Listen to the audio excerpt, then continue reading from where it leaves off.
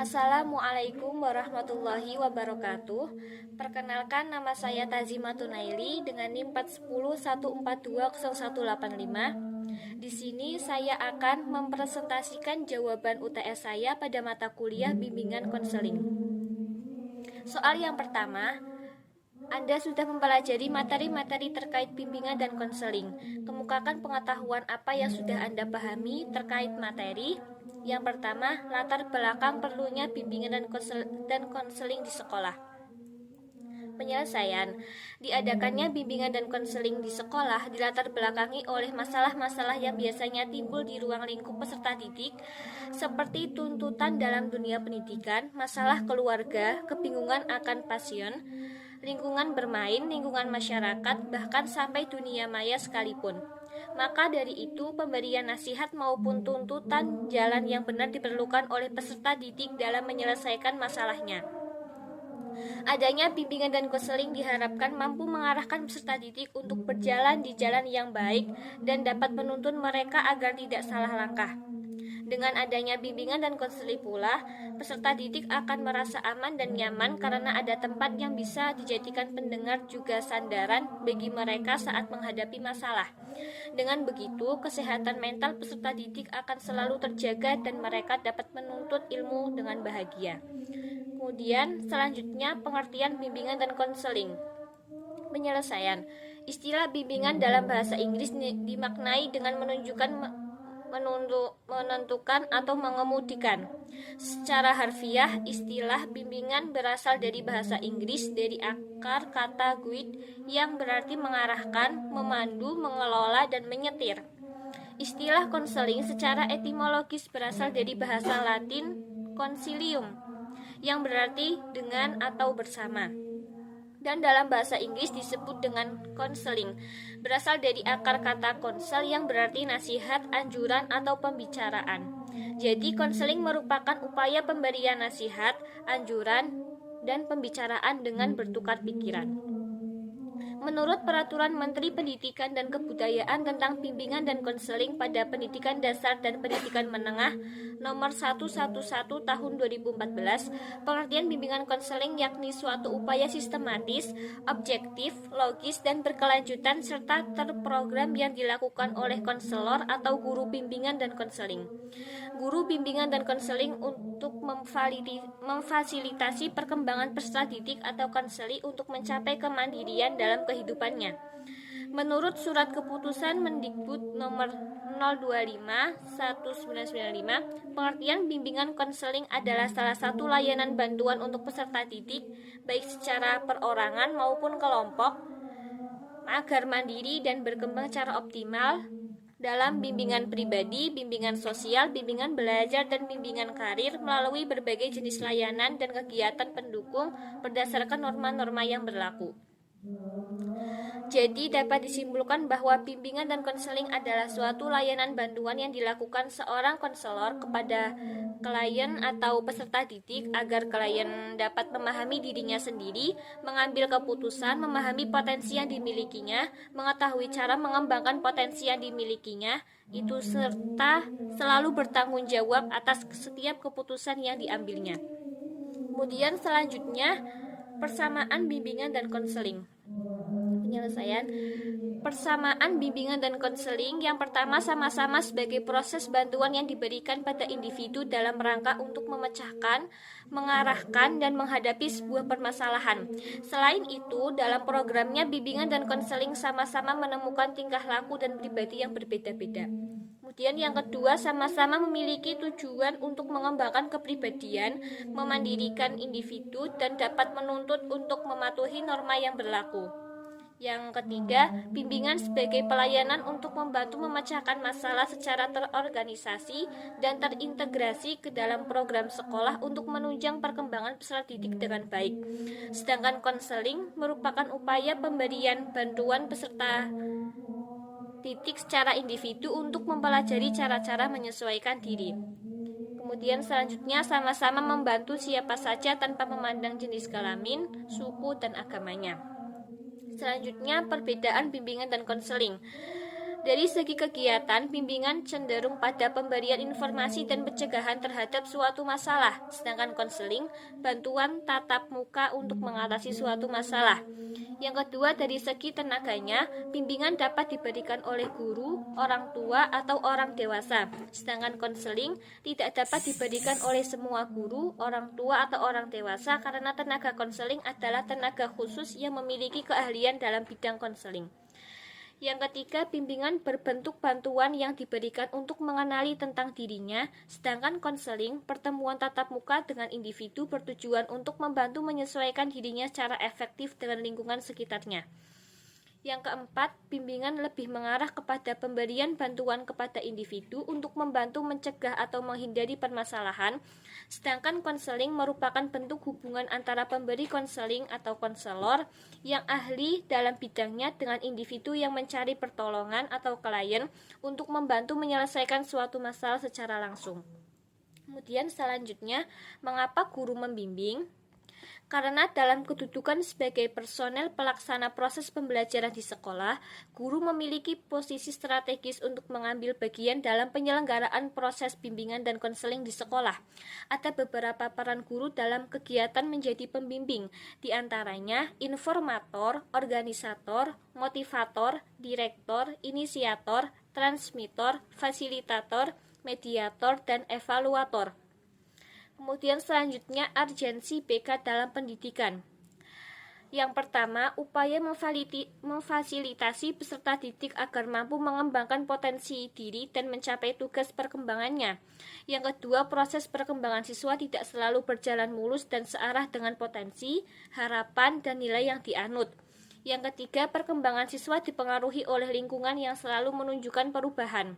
Yang keempat, perlunya bimbingan pada siswa apabila perubahan lingkungan membawa mereka ke arah penyimpangan. Yang kelima, bimbingan konseling dapat membantu siswa mengembangkan potensinya dan memfasilitasi mereka untuk mencapai kompetensi kemandirian. Yang terakhir, bimbingan konseling merupakan bagian dari integral dari proses pendidikan, sehingga pada akhirnya tujuannya adalah mencapai pendidikan yang bermutu dan ideal. Selanjutnya, kedudukan BK dalam kurikulum. Yang pertama, memiliki tanggung jawab terhadap keseluruhan pelaksanaan layanan konseling di sekolah. 2. Mengumpulkan, menyusun, mengelola, serta menafsirkan data yang kemudian dapat dipergunakan oleh semua staf bimbingan di sekolah.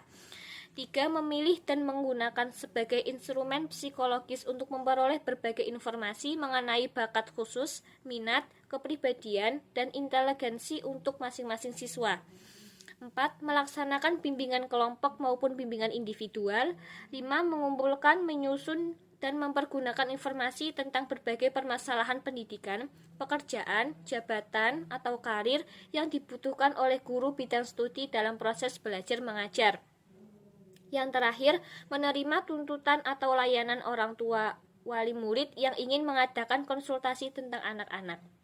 Kemudian selanjutnya, 3 wilayah atau bidang utama dalam proses penyelenggaraan pendidikan formal di sekolah.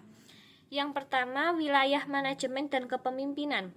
Wilayah ini meliputi berbagai fungsi berkenaan dengan tanggung jawab dan pengambilan kebijakan serta bentuk-bentuk kegiatan pengelolaan dan manajemen sekolah. Yang kedua, wilayah pembelajaran yang mendidik. Wilayah ini mencakup semua pengembangan kurikulum dan pelaksanaan pengajaran. Yang terakhir, wilayah bimbingan dan konseling. Wilayah ini mencakup pada pelayanan kepada siswa agar siswa dapat berkembang sesuai dengan bakat, minat, potensi, dan tahap-tahap perkembangannya. Selanjutnya, keunikan dan keterkaitan tugas guru dan konselor. Hakikat dan tugas guru.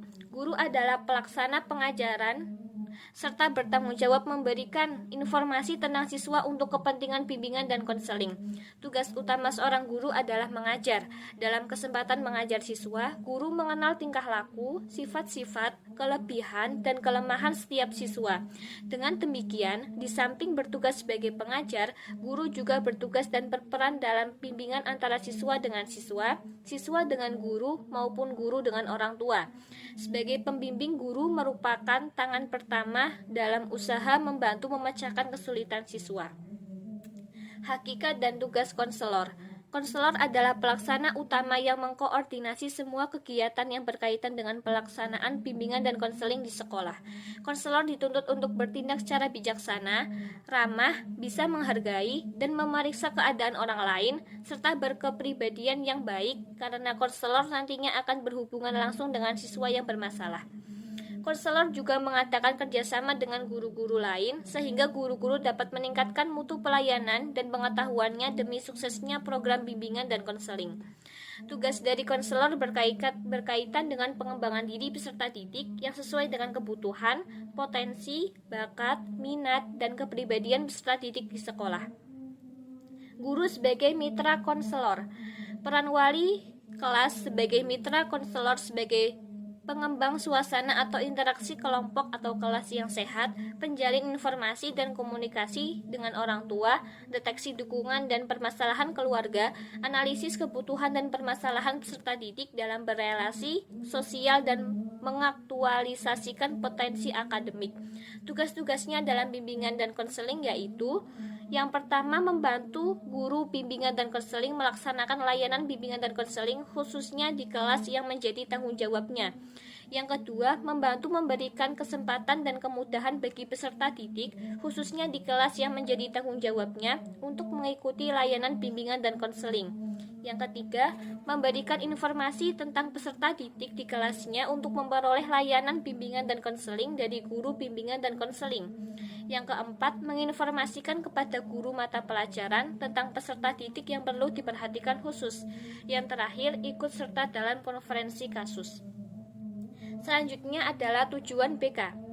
Tujuan pelayanan BK yaitu berupaya membantu konseli. Tujuan konseli yang pertama, merencanakan kegiatan penyelesaian studi, perkembangan karir, serta kehidupannya di masa yang akan datang. 2. Mengembangkan seluruh potensi dan kekuatan yang dimilikinya seoptimal mungkin. 3. Menyesuaikan diri dengan lingkungan pendidikan, lingkungan masyarakat, serta lingkungan kerjanya. 4. Mengatasi hambatan dan kesulitan yang dihadapi dalam studi, penyesuaian dengan lingkungan pendidikan, masyarakat, maupun lingkungan kerja. Tujuan BK secara umum agar konseli dapat menemukan dirinya, mengenal dirinya, dan mampu merencanakan masa depan. Tujuan BK yang berkaitan dengan beberapa aspek. Yang pertama, aspek pribadi sosial konseli, yaitu 1. Memiliki komitmen yang kuat dalam mengamalkan nilai-nilai keimanan dan ketakwaan kepada Tuhan Yang Maha Esa. 2. Memiliki sikap toleransi terhadap umat beragama lain. 3. Memiliki pemahaman tentang irama kehidupan yang bersifat fluktuatif. 4. Memiliki pemahaman dan penerimaan diri sebagai objektif dan konstruktif. 5. Memiliki sikap positif atau respect terhadap diri sendiri dan orang lain. 6. Memiliki kemampuan untuk melakukan pilihan secara sehat. 7. Memiliki respect terhadap orang lain. 8. Memiliki rasa tanggung jawab. 9. Memiliki kemampuan berinteraksi sosial atau human relationship. 10. Memiliki kemampuan dalam menyelesaikan konflik. Yang terakhir, memiliki kemampuan untuk mengambil keputusan secara efektif. Kemudian yang kedua adalah aspek akademik atau belajar. Yang pertama, memiliki kesadaran tentang potensi diri dalam aspek belajar. 2. Memiliki sikap dan kebiasaan belajar yang positif. 3. Memiliki motif yang tinggi untuk belajar sepanjang hayat. 4. Memiliki keterampilan atau teknik belajar yang efektif. 5. Memiliki keterampilan untuk menetapkan tujuan dan perencanaan pendidikan. 6. Memiliki kesiapan mental dan kemampuan untuk menghadapi ujian. Selanjutnya ada aspek karir. Yang pertama, memiliki pemahaman diri, yaitu kemampuan, minat, dan kepribadian. 2. Memiliki pengetahuan mengenai dunia kerja dan informasi karir. 3. Memiliki sikap positif terhadap dunia kerja. 4. Memahami relevansi kompetensi belajar. 5.